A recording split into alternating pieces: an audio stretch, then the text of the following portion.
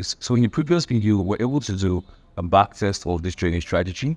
Now we're going to do optimization, and I can show you how to optimize this trading strategy or any trading strategy out there. All right, so I'm just going to cancel out of this chat because we're not going to be dealing with it anymore. We're just going to be dealing with this strategy tester now. Right, so we'll click on settings, and we're going to open up our expert properties here. All right, so we currently have the fast MA, the slow MA, the upper retracement, and the lower retracement. We have all of these values checked here. So you have all of them checked. So I'm going to click on OK. Make sure I don't have any other values checked. I'm going to be optimizing these 4 values here. So I'm just going to click on OK. I'm going to click on optimization. And then I'm going to click on start. So you can see we now have these 2 checkbox here that says the optimization results and also the optimization graphs. All right. So if I click on the optimization graph, you can see my optimizations here. All right. Then if I click on the results, you can see we have several results here. I remember that we're optimizing with the open prices because that's way faster than optimizing with the ticks. Now, I know that this is confusing, but actually we set our condition to actually run at the open of every candle, which means that it's actually going to coincide when we run this with every tick.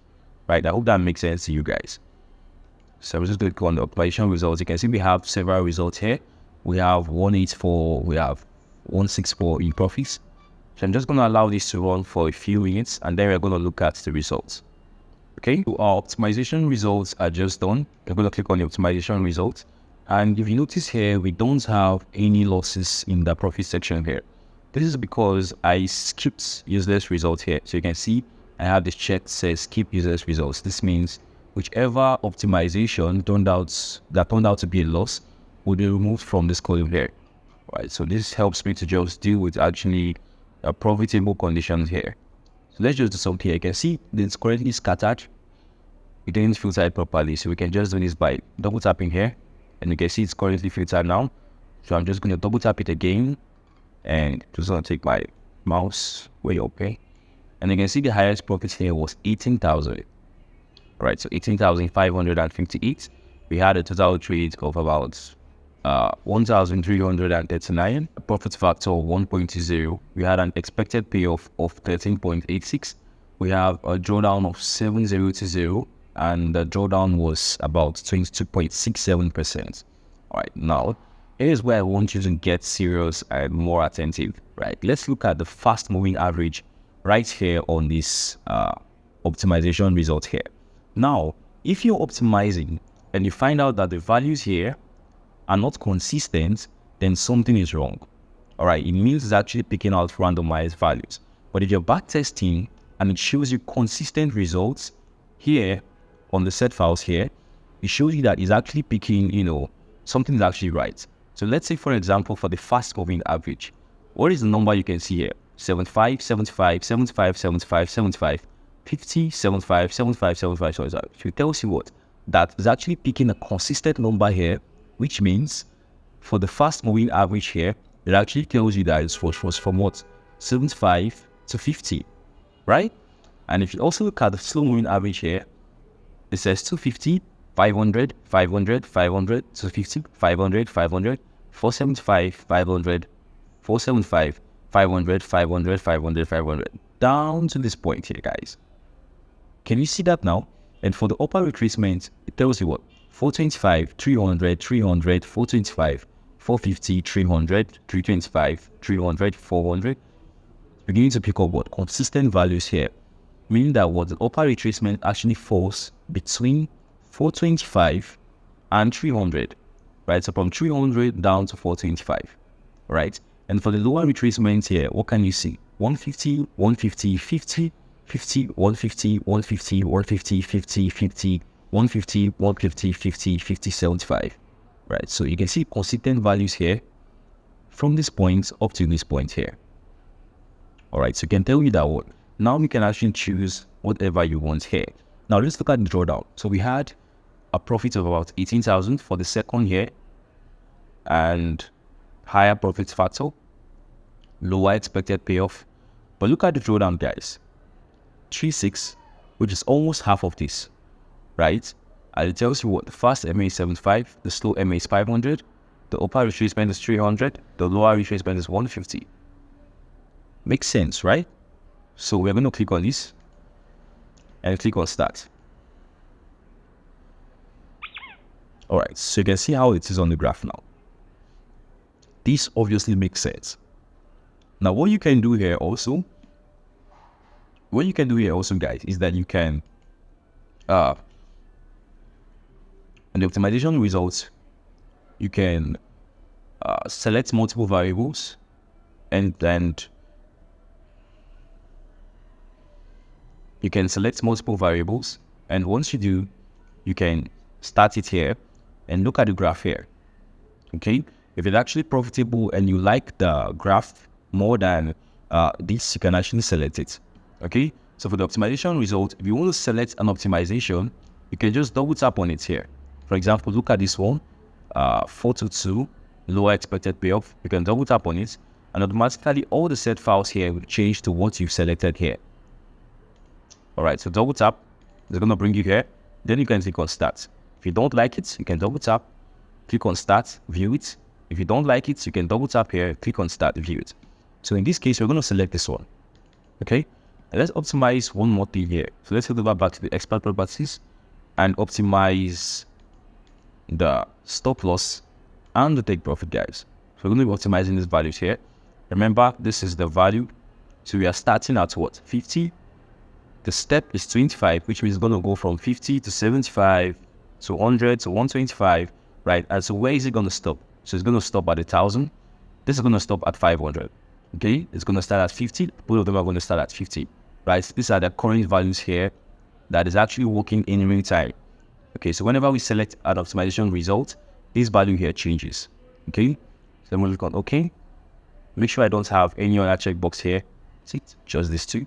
Click on OK.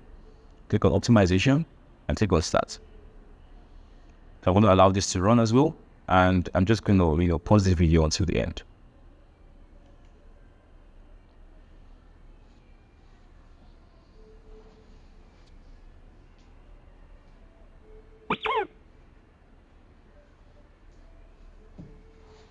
Right, so that's done. I'm going to do the same thing I did before. Click here once again. All right. So you can see we have even higher profits here. We had 34,000 and a very high drawdown. We had 20,000, a very high drawdown. All right. So let me let you in on something, guys. Whenever you are optimizing a trading strategy, right, and then you look at the stop loss here, and then you see 50 or 50 here, run away. Run away, guys. Especially when you're optimizing this for on the 15 minutes time frame, 30 minutes time frame, 1 hour time frame. Whenever you backtest a strategy and you see a stop loss of 50 here, the parameters, don't select that. Right? I'm going to tell you why. Here, look at this, guys. Look at the total trade. It says 2,353 trades. Right? Look at the next one here where the stop loss is 100. It says 1,356. It's almost double the next one. The next optimization result. This is because when you have a very low stop loss, right? Remember, we have a zone, right? We don't just have an identified candle, we have a zone. And basically in that zone, we go into a buy position. So we want to allow our trading strategy to actually, breathe, give it time. The price could actually go lower, and that's fine, right? Because that's a zone and we are expecting a reversal from that zone. When you set your stop loss at 50, your stop loss could be hit, right? And then the price could reverse, or the price could continue ranging on that zone for a particular period of time, right? So I think it's better for you to just hold one position, right? Rather than, opening multiple trades. Maybe eventually the price is going to go back up and you're going to hit your TP, right? But eventually you're going to, have a lot of trades. I remember the more trades you have, the higher the trading cost becomes, right? So basically, I advise you guys to actually go with a stop loss of 125 or 100. Right, don't ever select 50 as your stop loss while optimizing. Right, if you do that, let me just double tap this here and click on select. Now, if you look at this, right, it's not as good. Right, it's not as good. But let's select this here that says 100 and 600.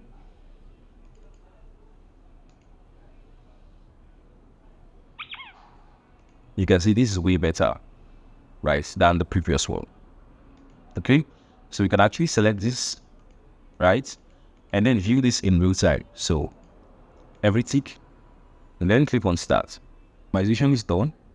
I'll click on graph. Then you can see it doesn't look as good, right, but it's still profitable.